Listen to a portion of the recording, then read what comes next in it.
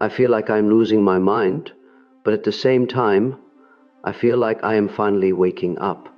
That is what a woman named Eleanor told me in our first session.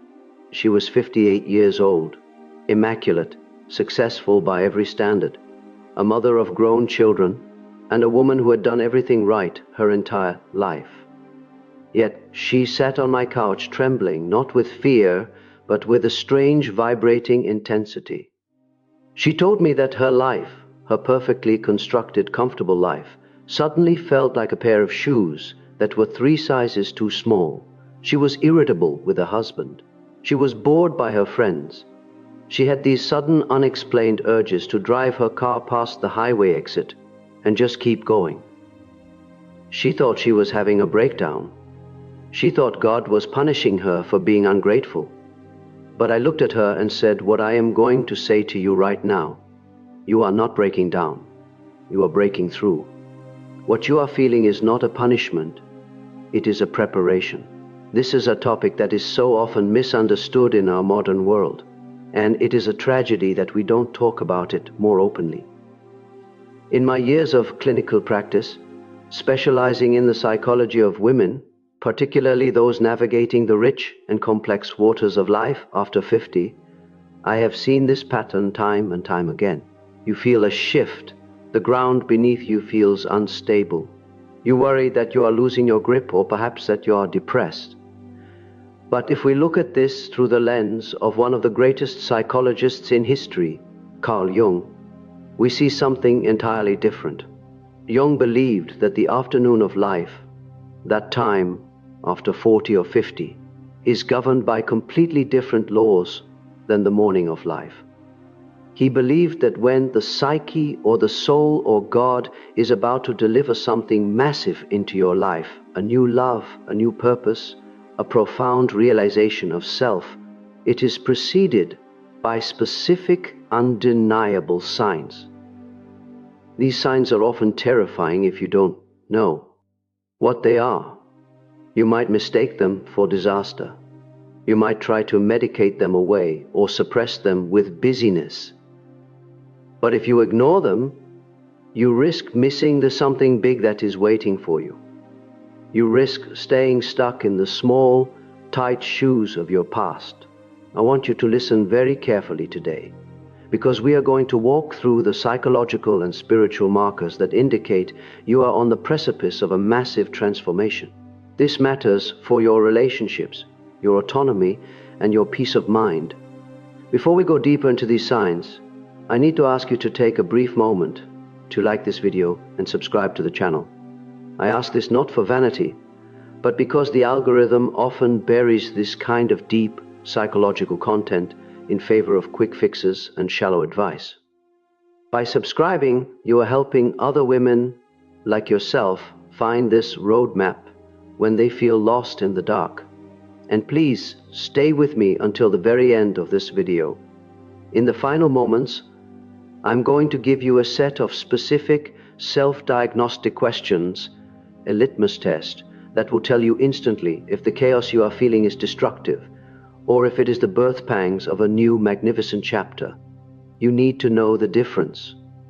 The first sign that something big is coming, and this is perhaps the most confusing one for women who have spent their lives being the caretakers of others, is a profound sense of disenchantment and the withdrawal of projections.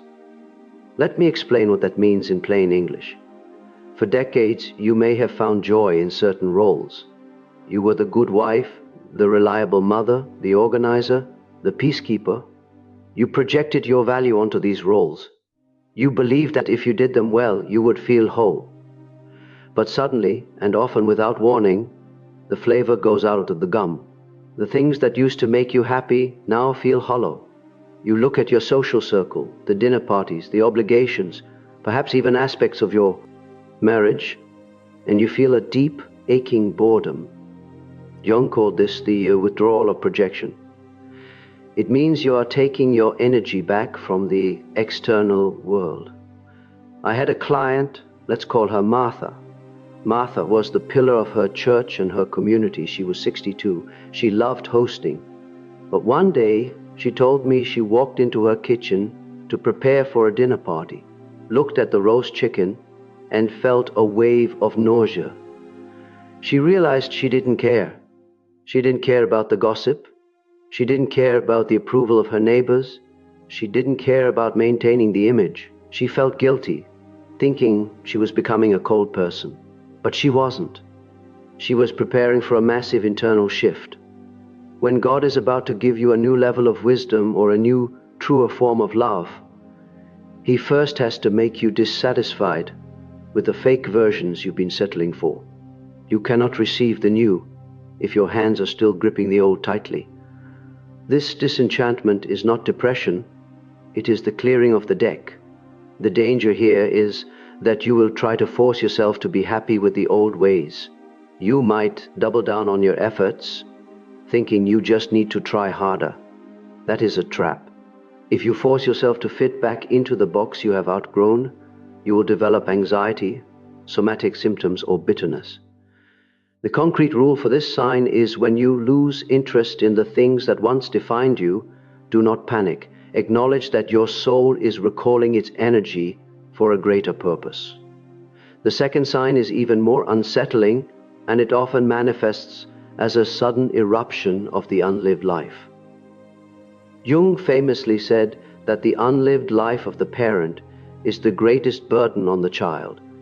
But I would add that the unlived life of the woman is the greatest burden on her own soul.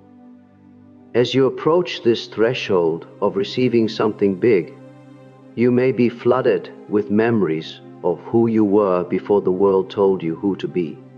You might find yourself thinking about a passion you abandoned at 20. You might feel a sudden, intense attraction to a place you've never been, or a subject you've never studied.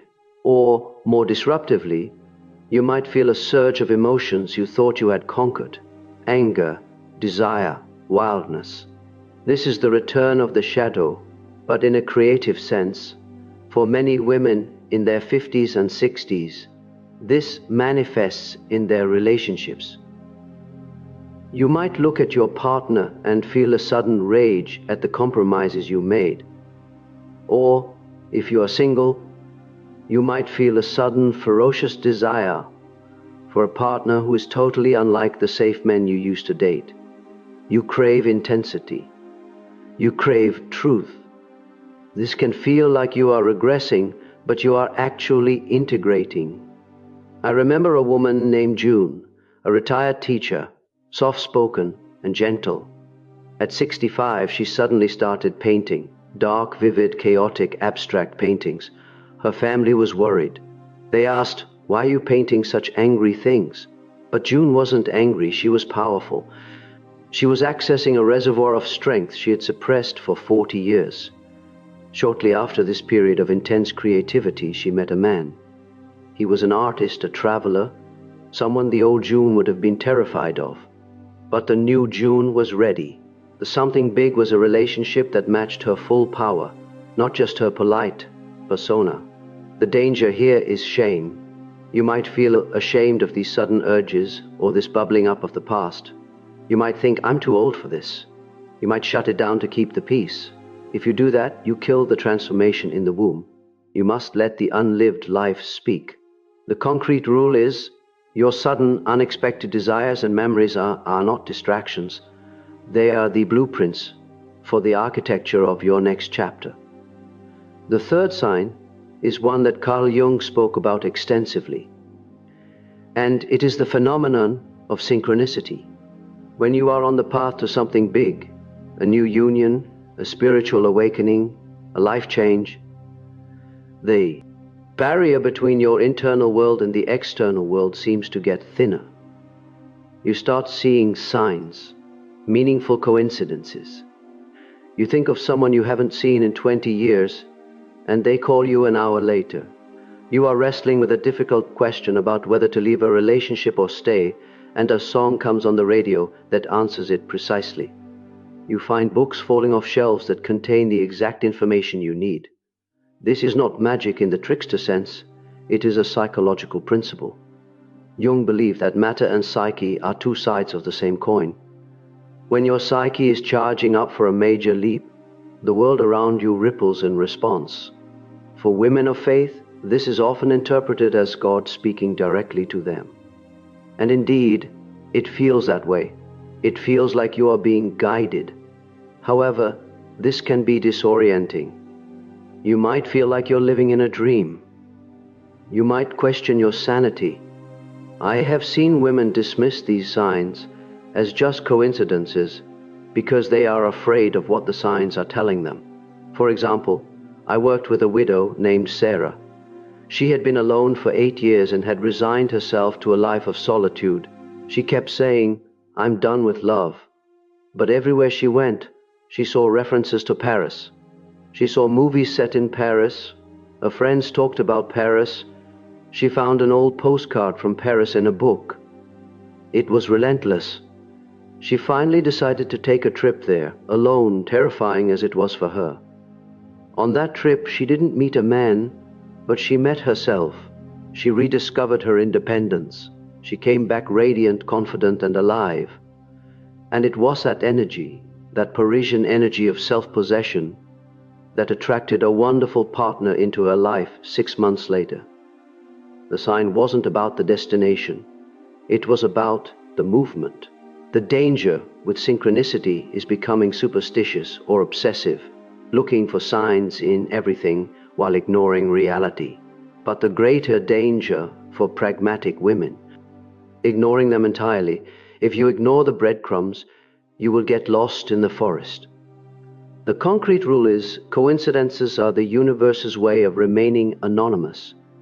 Pay attention to the patterns, for they are pointing you toward your new destiny. The fourth sign is often the most painful, and it is the experience of chaos or breakdown in external structures. Sometimes, before God gives you something big, He has to smash the container that is too small to hold it. You might experience a sudden loss. A job ends, a friendship ruptures, a health scare shakes you to your core. Your adult children might move away or cut contact, leaving you with an empty nest that feels more like a crater. We are conditioned to see these things as failures or tragedies. And while they are grievous and require mourning, Jung would argue that they are also alchemical fires. The ego, that part of you that likes control and safety, has built a fortress. But the self, the true you, the divine spark, wants to grow. If the fortress is too tight, the self will blow the walls out. I often see this in relationships. A woman who has been in a stagnant, lifeless marriage for 30 years suddenly finds herself in a crisis. Perhaps her husband leaves, or perhaps she just cannot stay silent one day longer and causes a scene that changes everything. It looks like a disaster, but it is actually a liberation. It is the clearing of the ground. I recall a patient, Patricia, who lost her high-powered corporate job at 55. She was devastated. She felt her identity had been stripped away. She spent months in what felt like a void. But because she wasn't working 60 hours a week, she started walking in nature. She started reading again. She started volunteering at a hospice. She softened. The armor she had worn for 30 years in the boardroom fell away. And in that softness, she found a capacity for intimacy she never knew she had. She met a man through her volunteer work, a gentle, kind soul. She never would have looked at twice when she was a corporate shark. The job loss was not a punishment. It was the only way to get her to stop running long enough to be loved. The danger here is victimhood. It is easy to look at the chaos and say, "Why is this happening to me?" and spiral into bitterness. If you become bitter, you block the blessing. You build a wall of resentment that nothing good can penetrate. You must grieve, yes, but you must also ask, what is this clearing space for? The concrete rule is, when the structures of your life crumble, do not try to rebuild the same house. Look at the foundation and prepare to build something entirely new. The fifth sign is a compelling desire for solitude and a turning inward. This can be very confusing for women who are social by nature or who define themselves by their relationships. You might find yourself avoiding phone calls. You might feel physically exhausted by small talk. You might feel a desperate need to just sit in a quiet room or dig in the garden or walk alone. Your friends might get offended. Your partner might ask, "What's wrong? Why are you pulling away?" Jung called this introversion of the libido. It doesn't mean you're becoming an introvert in the personality sense. It means your psychic energy is flowing inward to the unconscious because there is important work being done there. Think of the caterpillar in the cocoon. To the outside observer, it looks like the caterpillar is dead or dormant, but inside it is liquefying and restructuring itself into a butterfly. That process requires total containment. It cannot happen while you are busy running the PTA or managing your husband's social calendar. This need for solitude is a sign that the something big is gestating. It is about to be born. You are gathering your strength. Many women fight this. They feel guilty. They think they are being selfish. They force themselves to go to the party, and they come home feeling drained and resentful. Or, in the context of dating, they feel they should be out meeting people, even though every bone in their body wants to be alone for a while. If you rush into a relationship while you are in this cocoon phase, you will bring a half-formed self into the partnership. You will look to the man to complete you rather than completing yourself first. The danger is misinterpreting this solitude as loneliness. Loneliness is a deficit. Solitude is a resource. If you panic and fill the silence with noise, you interrupt the transformation. You must protect this time. The concrete rule is, solitude is the laboratory where your new self is created. Guard it fiercely and do not apologize for your need to go quiet. Now, I want to pause and escalate this discussion to a broader level, because the stakes here are higher than just your mood or your daily routine. We are talking about your emotional legacy and your physical health. If you ignore these signs, if you resist the disenchantment, suppress the unlived life, ignore the synchronicities, fight the chaos, and refuse the solitude, you do not just stay the same, you deteriorate. Jung was very clear about this. He said, neurosis is always a substitute for legitimate suffering. If you refuse the legitimate suffering of growth, you get the neurotic suffering of anxiety, insomnia, psychosomatic illness, and rigid bitterness. I have seen women in their 60s who refuse to answer the call of their own souls. They become the devouring mothers who cannot let their children go.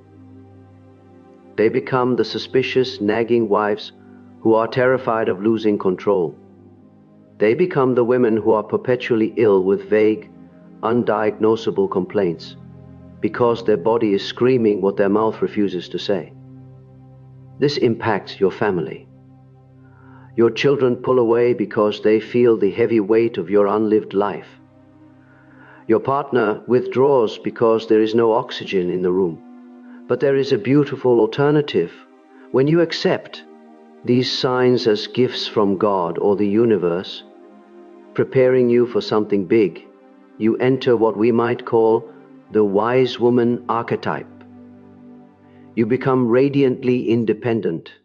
You are no longer looking for a man to be your savior or your entertainment committee.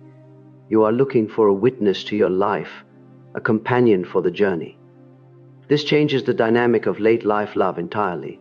Instead of the desperate grasp of, I don't want to be alone, you move into a model of, I am whole, and I choose to share my wholeness. This is where we see concepts like living apart together gaining popularity, or relationships that are based on deep spiritual friendship rather than just domestic servitude. You attract a different kind of man when you have done this work. You attract a man who is also in his afternoon of life. who has done his own wrestling with shadows and who wants a partner, not a nurse or a mother. So, how do you know where you stand? How do you know if you are in the midst of this divine preparation? I want to give you those self-diagnostic questions I promised. I want you to close your eyes for a moment, take a deep breath, and ask yourself these questions honestly. Listen to the immediate answer that rises up from your gut, not the rational answer from your head. Question 1. Do I feel a strange, persistent boredom with things that used to bring me joy, yet underneath that boredom, do I feel a restless energy waiting for a target? Question 2. Have I been experiencing emotions or memories from my past that feel surprisingly fresh and intense, as if they are demanding to be looked at again? Question 3. Have the external structures of my life, my routines, my relationships, my roles, felt shaky or brittle, as if they are ready to break? Question 4. Do I find myself noticing patterns, numbers, or coincidences that feel like a secret language being spoken only to me? Question 5. Do I feel a deep, almost physical craving for silence and solitude, and does that craving make me feel guilty? Question 6.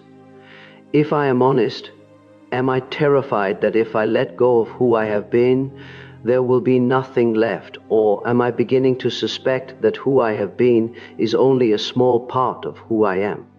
If you answered yes to most of these questions, take heart. You are not falling apart. You are not losing your mind. You are in the transition. God is clearing the slate. The boredom is creating space. The chaos is breaking the chains. The solitude is focusing your energy. The something big is coming, but it requires you to be big enough to receive it. This process is not about becoming a different person. It is about becoming the person you were always intended to be. Before the world told you to be small, quiet, and accommodating. It is about individuation. It is about becoming the protagonist of your own life story, finally, in the second half of the book. The love that comes after this transformation is the deepest love possible, because it is a love between two whole people. The purpose that comes after this transformation is the most powerful purpose, because it is not done for applause, but for truth. Do not fear the signs, welcome them. When the storm comes, do not nail the windows shut. Open them and let the wind blow through. It is blowing away everything that is not you, so that what remains can finally shine.